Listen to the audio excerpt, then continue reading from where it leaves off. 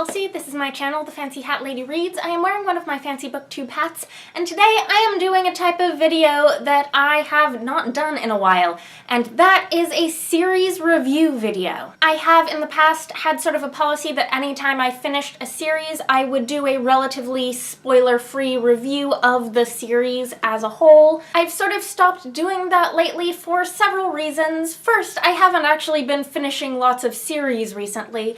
And second, I've been putting more effort into individual book reviews. My individual book reviews are scripted these days. My series reviews generally in the past have not been, and I've sort of worried that they would suffer in comparison. But I do think that series reviews are important because I, as a reader, often want to know something about the series as a whole before I start on the first book. I don't necessarily want to know just what's with the first book. And I don't think that everyone feels that way, but I think that enough people probably do that these videos are worth making. That said, the series that I'm going to be reviewing today is not a long-term time commitment to read because it is only a novella duology, and that is the River of Teeth duology by Sarah Gailey, the first of which is River of Teeth, and the second of which is Taste of Marrow. These are Tor.com novellas, and they are pretty short. I read River of Teeth on my Kindle back in December, and I got Taste of Marrow from the library and read it about a month ago near the end of March. Tor.com will be releasing a bind-up edition of these two books, plus I think some short fiction concerning these characters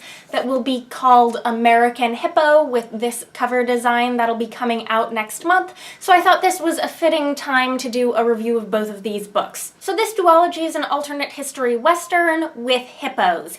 In this version of history, the United States adopted a proposal which was in fact a real proposal that was not adopted, to import hippos into Louisiana as an alternative form of livestock. This is a fun bit of historical trivia because in retrospect, knowing what we know about hippos and invasive species, we can tell that this is just an absolutely terrible idea. So while this version of America has highly specialized domesticated hippo breeds, it also has a serious feral hippo problem. We are following a diverse group of basically cowboys riding hippos, hippo wranglers we'll call them, who are hired for a caper that their leader Winslow Houndstooth assures everyone who will listen is an operation, not a caper, because it's technically above board. They've been hired by the government.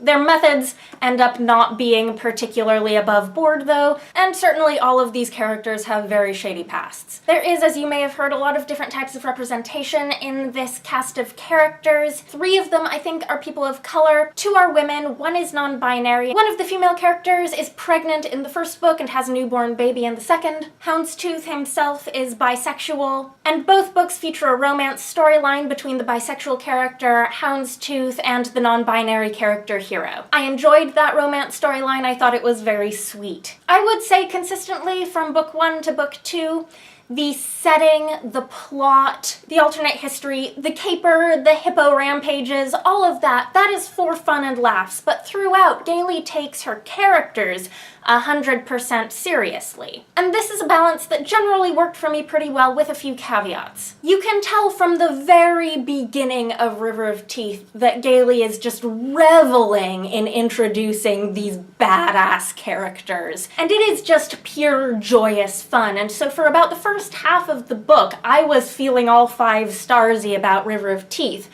And then the execution of the actual caper happened, and I just got the sense that that isn't what Sarah Gailey is good at writing. I feel like there's a fine art to a caper plot with surprise twists and betrayals and plans B and C. And I'm not quite sure what the perfect recipe is, but I don't think this was it. This caper involves moving a whole hecka hippos somehow out of a dammed part of the Mississippi River that's called the Harriet and getting them out and towards the Gulf of Mexico. The Harriet is like this hotbed of nefarious crime with like shady characters on barges who throw their enemies overboard to be eaten by the hippos. And so Houndstooth and company, of course, can expect to find some formidable opposition from cutthroat villain types who benefit from the feral hippos, but Houndstooth himself is motivated not only by the money the job offers, but probably more strongly by a personal vendetta for revenge. So that second half is where the book lost a point for me, and I gave this 4 out of 5 stars. I still enjoyed the heck out of it. I also gave 4 out of 5 stars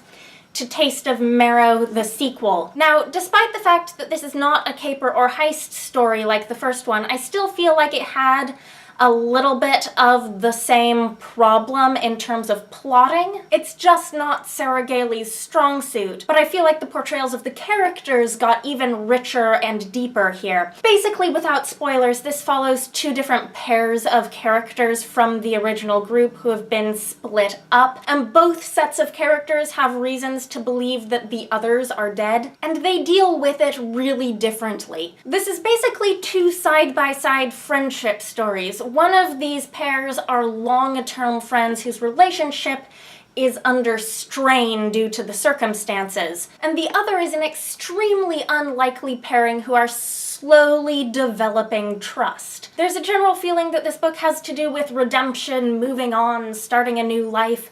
These are people who are at the ends of their criminal careers, and they have to figure out what they are now, what are they next. I love that this book gave its characters a lot of chances to really communicate with each other, to say the things that are in their hearts. So often in books, I feel like we're supposed to feel like a lot of deep communication between the characters has happened, but really most of that was internal monologue. Sarah Gailey isn't afraid to give us long passages of dialogue where needed, where the characters actually say the things to each other that need to be said. This series as a whole, though, is still completely beholden to the sort of silly, unabashedly cool hippo mayhem premise. And I do like that it is silly, and I do feel that it is unabashedly cool. But there is eventually the same sort of plotting problem that I had with book 1, where you get the sense that she felt like there needed to be some big thrilling action, because that's sort of how these books are pitched and sold. And so you get things like, oh, random feral hippo attack, this changes everything. Which, like, if you're going to have something that's a random plot device that causes action and changes everything, feral hippo rampage is one I can kinda get behind. But it still feels just a tad bit sloppy. That said, I am a sucker for character-driven stuff like this, and I love me a good silly premise,